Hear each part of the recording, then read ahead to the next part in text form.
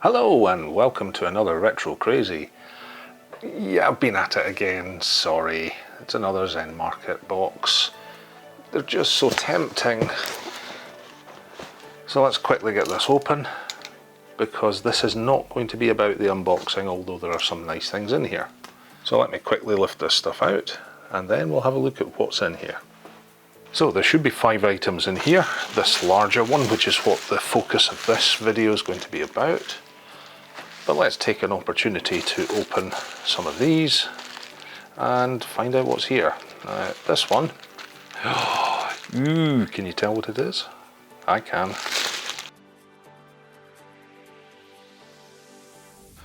I am just such a glutton for punishment.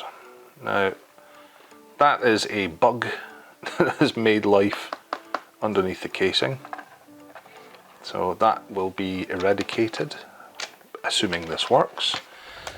It did come with one game. It's dirty, but it's in not too bad condition. Contacts look good. Contacts look really good. It's in really nice condition. It does need a good clean. There's a little bit of scuffing to the screen, but this I think will make another a recap video, and hopefully it will work, because I don't have one in blue, and a rather nice fetching blue it is as well. So this is for a future episode. Let's pop this to the side. Now these, I'm going to give the game away. I don't know if you can see what's in here. Yeah, maybe. There's 3 items. Can you see the branding there?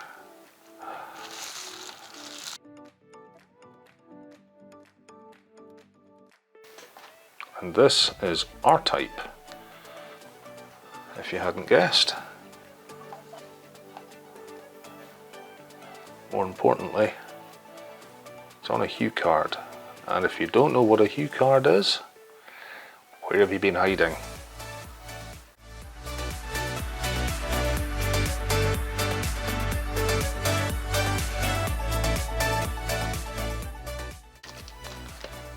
And this one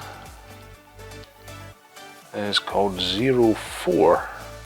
It does appear to be a car racing game. It's not sealed. They've put it into a rather nice plastic storage bag. And this, again, should give you an idea that this is a CD-Rom. Nice, not scored on the back. And yeah, hopefully you can see that. I mean, everything comes so well packaged from ZenMarket. This is just phenomenal. I mean, even between all of this stuff, they use layers of really thick foam. They use layers of really thick bubble wrap. I mean, this is heavy duty stuff. But this is a system card for the CD-ROM system.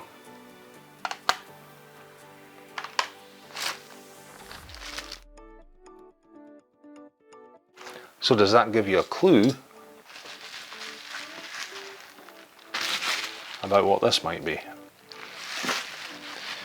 I've never owned one, I've never seen one, but yeah, these are meant to be excellent. I know Neil down at RMC has covered one, and I'm hoping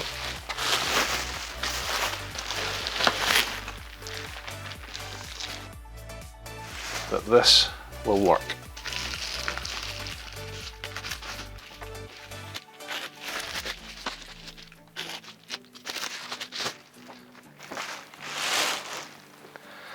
So you can see this is in quite a poor condition. It's absolutely filthy. And what lurks inside? So it's push. And then inside lurks the PC Engine and the CD-ROM. The question is, does any of this actually operate? Oh, okay. There is a title inside. It's not in very good condition.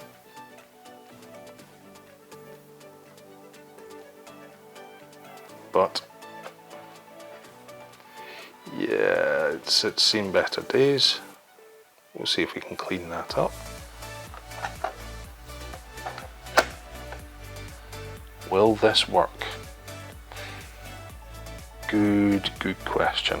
So we've got here power off and on. So power, that locks your card in. Your control pad goes here.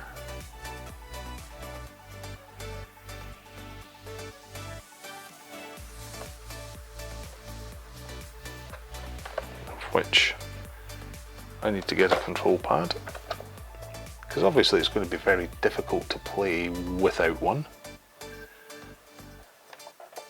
Pull to eject.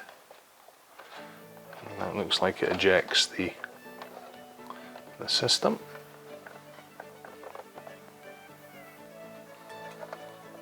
There is a power and lock function indicator here, but I'm going to have a good look and see how all of this operates.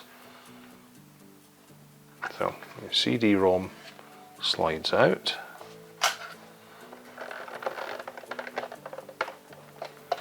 I don't think there is a lock.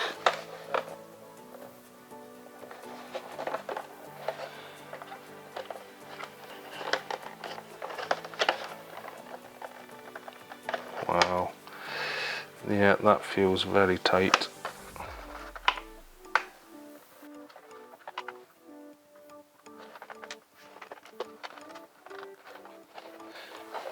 Okay, so this is the lock. Comes across and down, that should be unlocked. And the theory is it should come out of this now.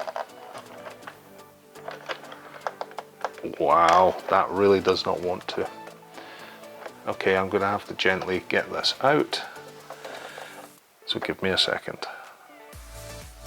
So it was just tight, it's now out. But let's have a little chat about this. This is the PC Engine, or if you're watching this from North America, the TurboGrafx 16, and was designed by Hudson Soft and sold by NEC Home Electronics. It was released in Japan in '87. It supported an 8-bit CPU with a 16-bit graphics processor, and that allowed 482 colours to be displayed on screen at the same time. In the first weeks of release in Japan, 500,000 units had been sold, and by 1989, 1.2 million. That's not bad going. The games themselves were released, as you saw, on what's known as the Hue card, with the later CD-ROM optical format available later. The PC Engine was the first system to ever have the optional CD-ROM drive, and 60,000 units were sold in the first 5 months, and if you consider that was a new format, that's quite impressive. Ultimately discontinued in '94, it's estimated that around about 6.5 million units had been sold between Japan and America by '95. So let me break down the cost for you. This cost £51.58, that's £51.58 or 8,527 yen. Internal postage in Japan was £7.62. International shipping for the entire package that you saw was £54.26, and the overall cost to me here was £70.05 for this unit. Okay, it may not be working, but you try and pick one of these up for that price. It's just not possible. The GameGear overall to me was £53.69. The CD-Rom system card was overall £19.38, with R-Type being £18.17 and 04 on CD being £17.26. That's obviously factoring in the £10.85 overall international postage between all the items. So I'm going to look at this. This is what I want to get working.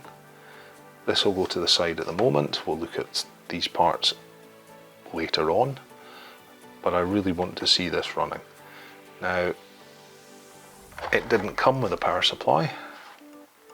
It does have a port for it coming in, and I'm going to look at doing something different to start with.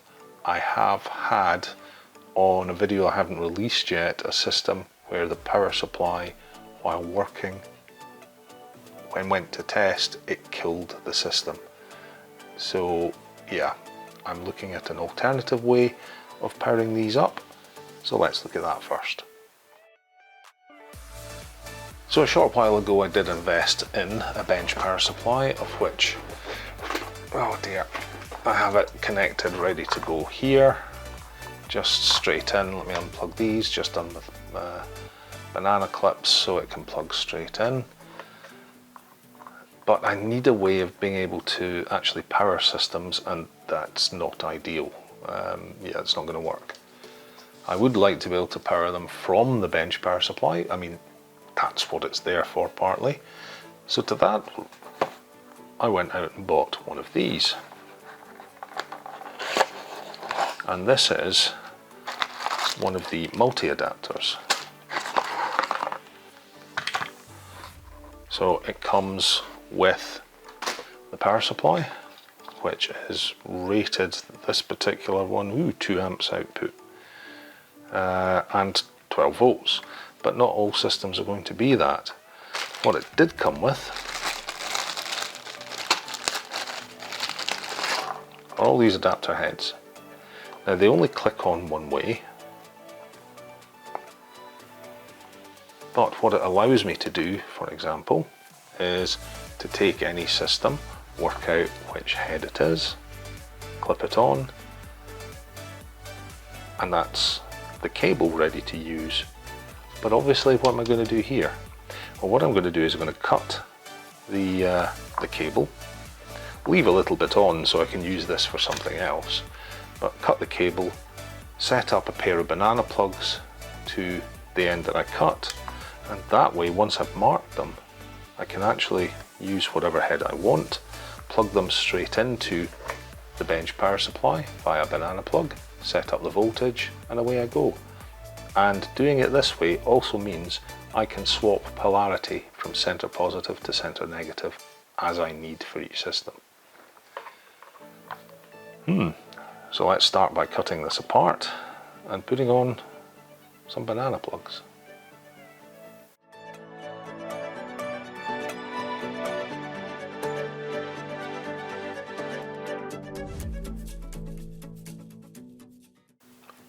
That's it all done, and because these are keyed, there are markings that say positive and negative, so I'm just going to check which one is center.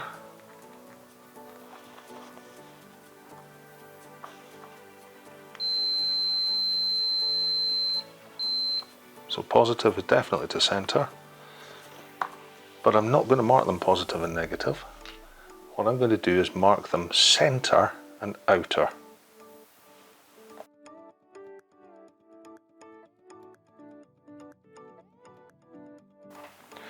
And with that done, now if I want center positive, I put that in the positive. If I want center negative, I put it in the negative.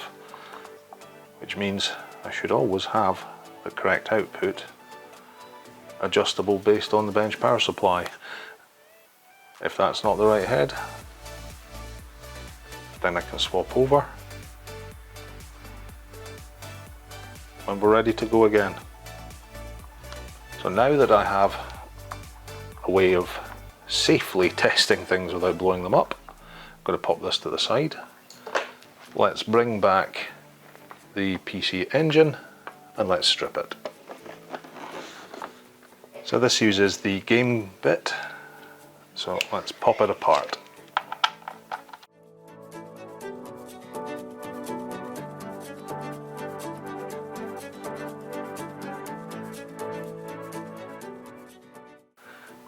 I do have to say this thing is tiny. The reader's on the top, connected via this double ribbon. Lots of small capacitors. We've got what looks like a 7805 voltage regulator tucked in here.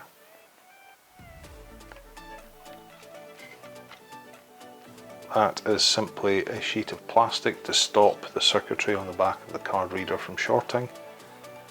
So lots of caps and lots of flux from manufacture. Very neat little unit, very, very neat. So first thing I need to do,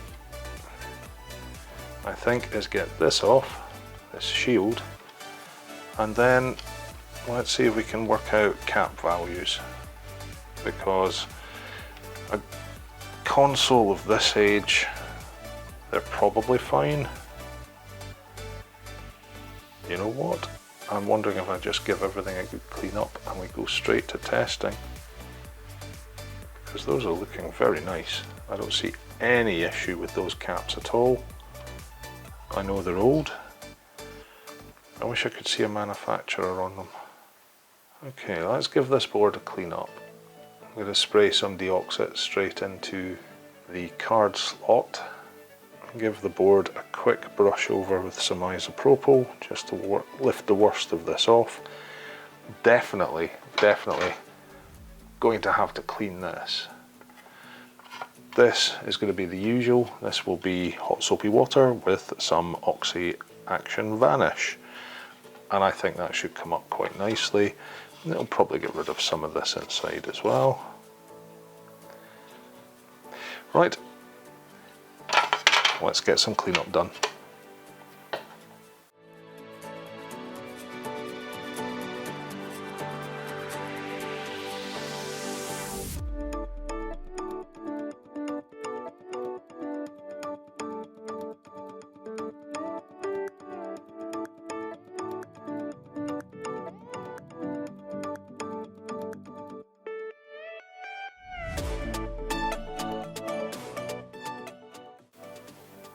And there we go, it's looking a bit cleaner.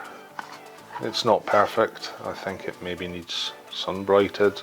I'm not sure if some of this is actually worn through, but looking much neater. So let's pop this to the side, because by comparison, yeah, needs some work. So let's pop this apart and let's see what we find.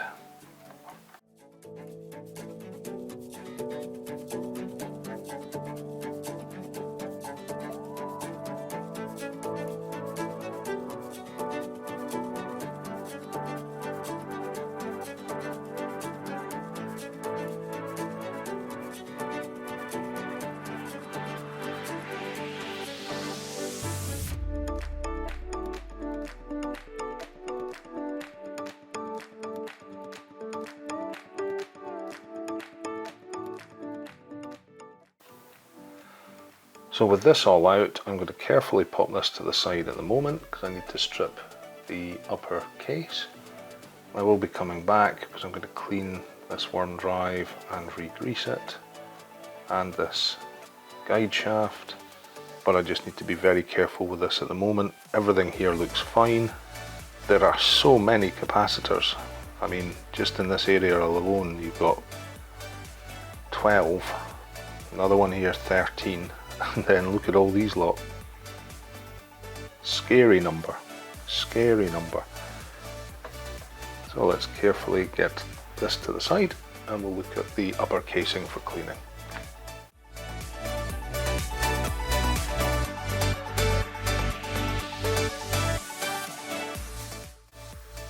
So with this apart, you can see the colour difference. There are a couple of felt pads here, quite indented. Obviously this stops for the lid hitting so it doesn't make a loud thunk. Time to get these away and give them a good clean. So all back from being cleaned, let's try and put this back together.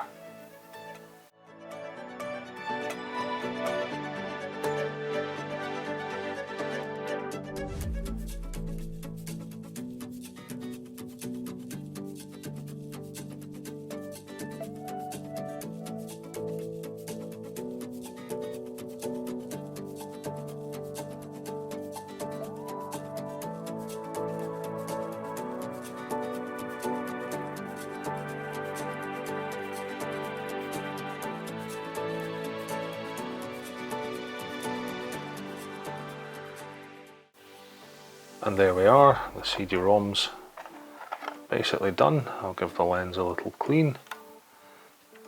But that's looking really nice. I have had it sat out in the sun as well. So it's come up rather nicely. So let's pop this to the side and let's look at the interface unit. So finally, let's look at the interface. Top casing is easy enough, you push buttons and it lifts off, but we've got all of this to strip down.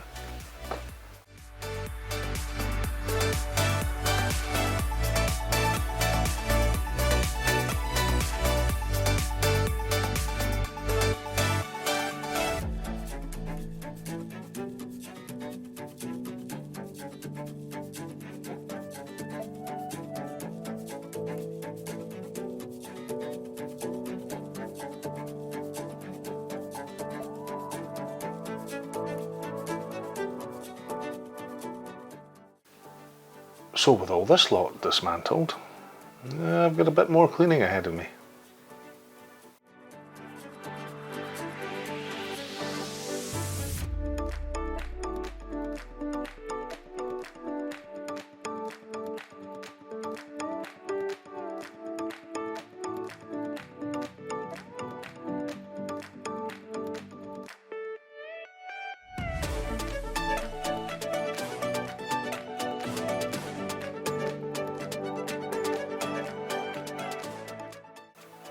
And there we are. It's cleaned up reasonably well. A lot of these are just not coming out, unfortunately. Let's look at inside. And a huge improvement from how it turned up. The question is, does any of this work? I have no idea. So what I'm going to do is I'm going to power on each piece individually. We'll try powering on the PC engine, see if we get a display. I don't know if we will, because I don't know if my telly will actually take the output from this. Which is why the interface unit is handy, because it has the standard video and audio. We can check and make sure this powers up, because you should get a light. And hopefully this will power up and we'll get a display on it as well, which should be here. After that, well, fingers crossed it actually plays. Now for the scary part. I suppose we should really go and test. So here we are at testing.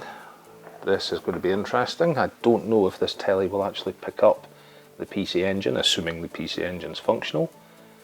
I've got the power supply cable that I adapted set up center negative, because it says clearly on the underside that it's 9 volts center negative. and set to 1 amp. So let's power on. I'm not expecting a picture straight away. Let's see at least if we get something.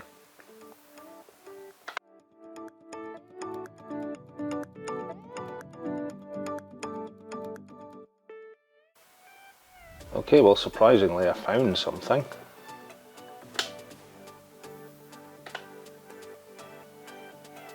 So there's certainly something going on that frequency.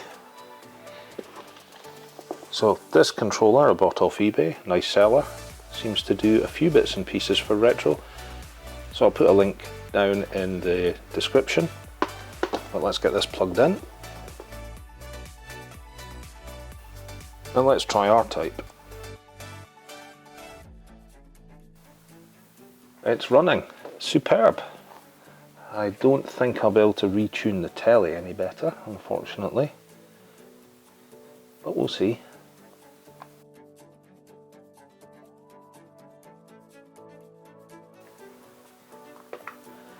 So unfortunately, yeah, Japanese system, I'm not getting the best out of it.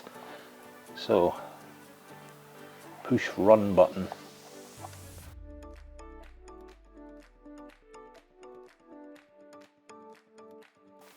Yeah, okay, so let's pause here. I'm going to switch this off. I'm going to reset everything and let's come back and look and see if the interface is working. So again, this is set up center negative as this is marked on the underside. Well, sorry, on the side. But it takes slightly higher ampage, so that's been upped. Let's find out what happens. And it uses a different plug, and that's exactly why I did this setup. So bear with me a second. So the end has now been swapped over, and this should go straight in. I've got a power LED, which is a good sign. Hopefully this will power up.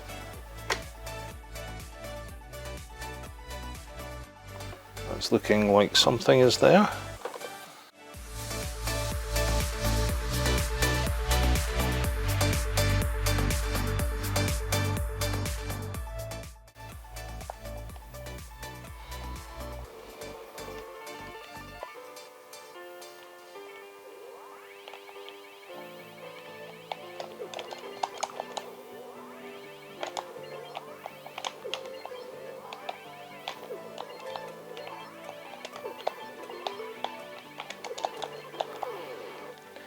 Excellent. Full sound, really clear.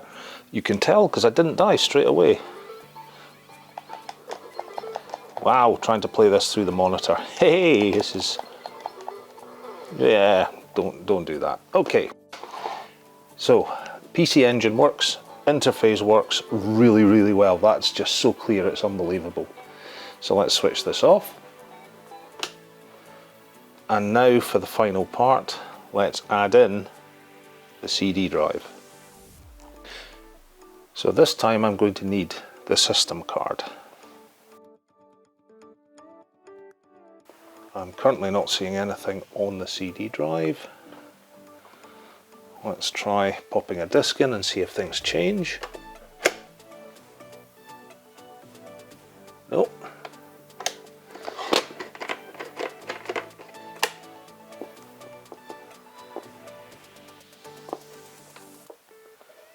Okay, so you've got to press the play button. I'm now getting a display, it's showing track 1.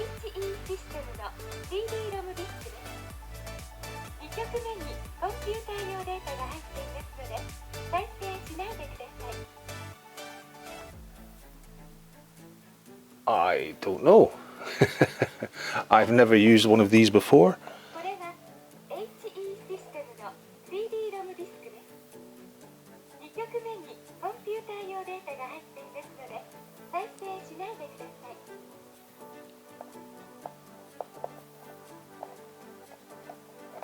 I don't know.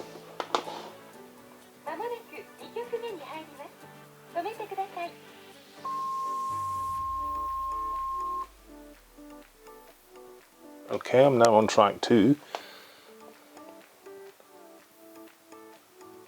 But I have Okay, so that's stop.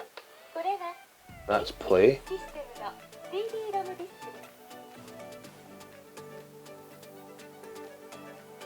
I do not know how you actually power this up.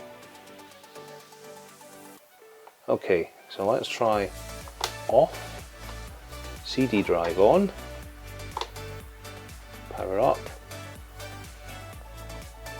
push run button. So I'm learning this as we go. Now that's detected the CD-ROM. This, I never expected the CD-ROM to work. Holy, yeah. No danger. Okay, this is working. Yeah, this looks dodgy. Are we sure this is 04? I thought this was meant to be racing. It's certainly racy.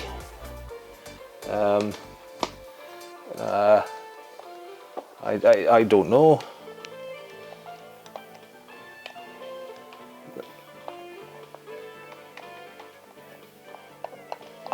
Yeah, okay. let's maybe not watch this.